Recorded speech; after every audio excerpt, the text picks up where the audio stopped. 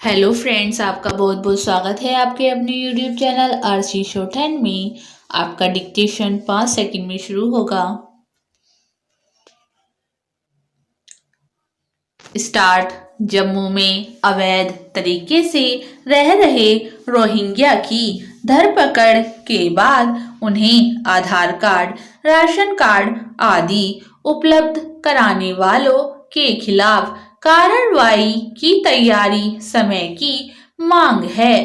इस कार्रवाई के साथ यह भी सुनिश्चित किया जाना चाहिए कि भविष्य में अवैध रूप से देश आया कोई विदेशी नागरिक आधार कार्ड, राशन कार्ड आदि से लैस न होने पाए।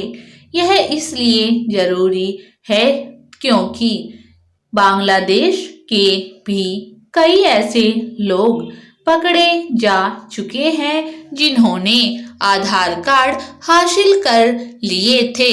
कुछ तो ऐसे भी निकले जो पासपोर्ट हासिल करने में समर्थ रहे।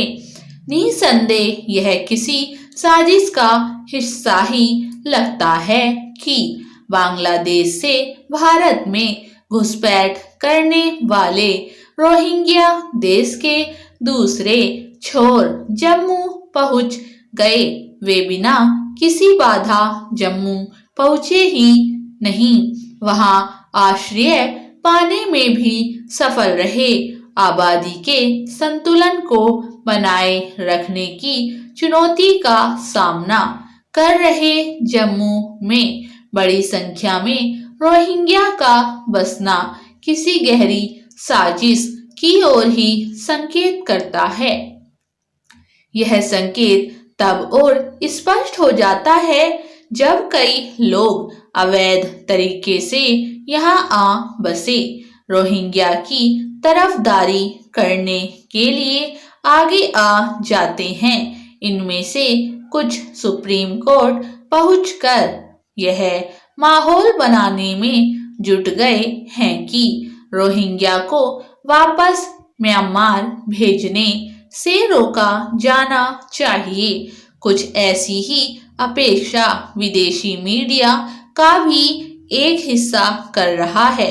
बेहतर हो कि विदेशी मीडिया के ये लोग अपने देशों की सरकारों से रोहिंग्या को अपने यहाँ शरण देने की मुहिम छेड़ें। मानवीय आधार पर रोहिंग्या के प्रति सहानुभूति का यह मतलब नहीं हो सकता कि भारत उनके लिए धर्मशाला बन जाए।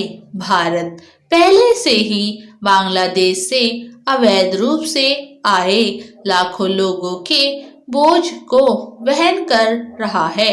जब संसाधनों पर बोझ बढ़ता जा रहा है, तब फिर भारत जैसा गरीब देश म्यांमार अथवा बांग्लादेश से अवैध तरीके से आए लोगों के प्रति एक सीमा तक ही उदारता बरत सकता है।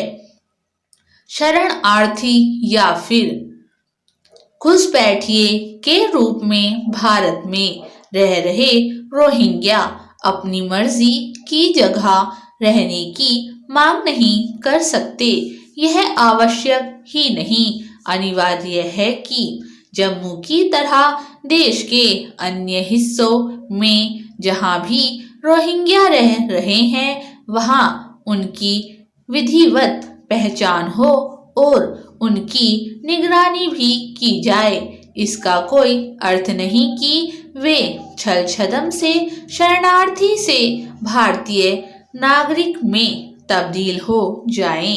यह सही समय है कि उन कारणों की तह तक भी जाया जाए जिनके चलते बांग्लादेश से बंगाल और पूर्वोत्तर के राज्यों में घुसे रोहिंग्या बिना किसी रोक टोक देश के विभिन्न हिस्सों में जाकर बस गए। स्टॉप।